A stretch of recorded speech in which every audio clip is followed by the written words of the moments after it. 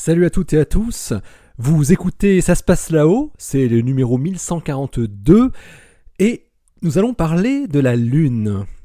Ça faisait un bon moment qu'on n'avait pas parlé de notre satellite. Astronomie, astrophysique, cosmologie, astroparticules.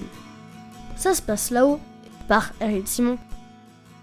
Du fait de son absence d'atmosphère, la surface de la Lune est constamment bombardée par le rayonnement cosmique du Soleil, des photons de toute longueur d'onde, ainsi que des météorites plus ou moins grosses.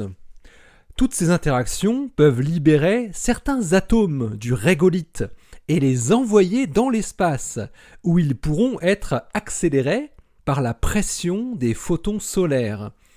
Une étude montre aujourd'hui les caractéristiques de ce type d'émanation pour le sodium, qui forme ce qui ressemble à une véritable queue de comète et qui est visible une fois par mois lors de chaque nouvelle lune, lorsque la Terre se trouve dans l'axe Soleil-Lune.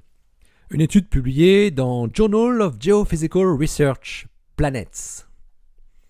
À l'approche de la nouvelle lune, les atomes de sodium du sol lunaire qui en sont expulsés se retrouvent emportés par les photons solaires dans la direction opposée au Soleil, c'est-à-dire vers la Terre. Ils subissent alors le champ gravitationnel de la Terre et se retrouvent collimatés en un faisceau de plus grande densité.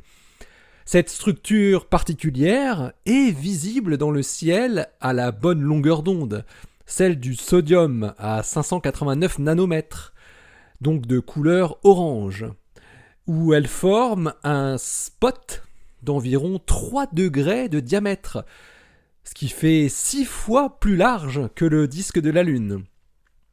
Il est nommé par les astronomes le SMS, le Sodium Moon Spot. Il n'est pas visible à l'œil nu car environ 50 fois plus faible que la plus faible magnitude visible. Jeffrey Baumgartner de l'Université de Boston et ses collaborateurs ont étudié le SMS sur une très longue période avec les données de l'imageur du ciel du Complejo Astronómico El Leoncito en Argentine pour le caractériser précisément et comprendre quels paramètres pouvaient avoir une incidence sur sa luminosité et sur sa forme. Est-ce qu'il varie avec le cycle d'activité de 11 ans du Soleil, ou bien avec le flux de rayons cosmiques, protons ou noyaux d'hélium, ou bien avec les caractéristiques physiques du vent solaire, sa densité, sa pression, sa température ? Pour cette analyse, les chercheurs avaient besoin de grandes quantités de données sur une période longue, de manière à pouvoir déceler des effets faibles et potentiellement associés à des phénomènes périodiques lents. Et les résultats d'analyse ne montrent aucune corrélation ni avec l'activité du Soleil, ni avec le flux de rayons cosmiques, ni avec les propriétés du vent solaire. En revanche, Baumgartner et ses collaborateurs ont découvert d'autres corrélations intéressantes. Le SMS est plus lumineux lorsque la Lune se trouve au nord du plan de l'écliptique, lors de la nouvelle Lune. Rappelons que la Lune n'est pas exactement dans le plan Soleil-Terre, parfois plus au nord, parfois plus au sud, et son passage pile dans le plan, lors de la nouvelle Lune, correspond à des éclipses solaires. Les chercheurs trouvent également que le spot de sodium est plus lumineux lorsque cette nouvelle lune arrive au moment de son périgée, donc la distance Terre-Lune la plus faible. Les astronomes observent aussi qu'en moyenne, le spot de sodium lunaire atteint son maximum environ 5 heures après la nouvelle lune, et sa courbe de luminosité n'est pas symétrique en fonction du temps par rapport au moment de la nouvelle lune. Mais Baumgartner et son équipe observent également une autre corrélation inattendue et très intéressante.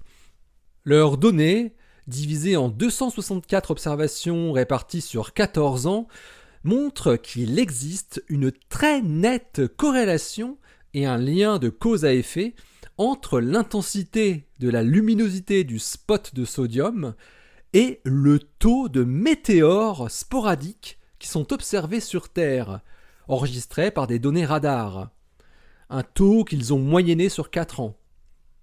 Ce lien entre l'activité météoritique et l'intensité du SMS est observé pour la première fois.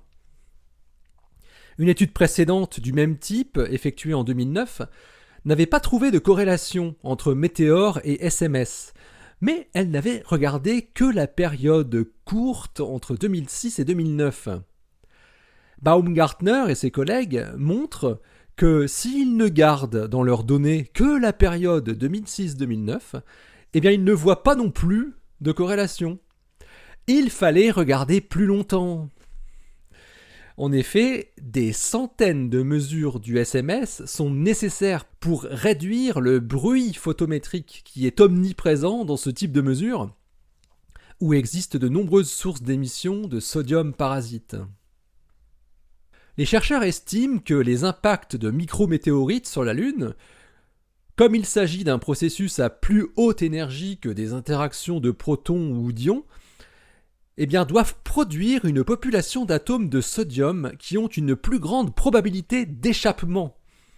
Il est donc possible, selon eux, que la luminosité du SMS soit plus sensible aux impacts de météorites qu'aux autres processus, où les atomes de sodium restent liés à la Lune dans son atmosphère, entre guillemets. Les impacts de micrométéorites seraient alors responsables d'une minorité de tout le sodium relâché par le régolithe lunaire, mais d'une majorité du sodium visible par le SMS. Pour ensuite tenter d'expliquer pourquoi ils observent une grande production de sodium lorsque la Lune se trouve au nord de l'écliptique, Baumgartner et son équipe évoquent la possibilité que la traînée de sodium lunaire ne soit pas axisymétrique. Des inhomogénéités dans la composition de la croûte lunaire, pour la phase visible, pourraient en être à l'origine selon eux.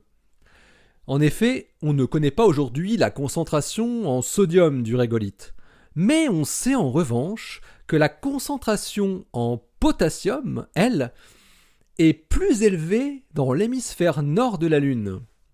Alors pourquoi pas aussi une différence pour le sodium ? Eh bien, pour répondre à cette question, des modélisations détaillées devront être effectuées et comparées aux données d'observation.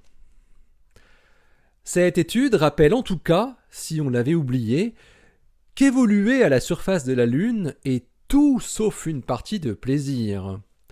Plus on y passe du temps, plus on prend le risque de se prendre un petit caillou sur le coin du casque, avec les conséquences catastrophiques que cela implique. L'étude de Jeffrey Baumgartner et ses collaborateurs est parue dans Journal of Geophysical Research, le numéro 126 daté de mars 2021, et il porte le titre « Long-Term Observations and Physical Processes in the Moon's Extended Sodium Tail ». Allez, d'ici la prochaine, portez-vous bien, restez bien les yeux vers le ciel, vers la Lune évidemment, et donc restez bien les pieds, restez bien les pieds sur Terre, on est bien là. Allez, salut!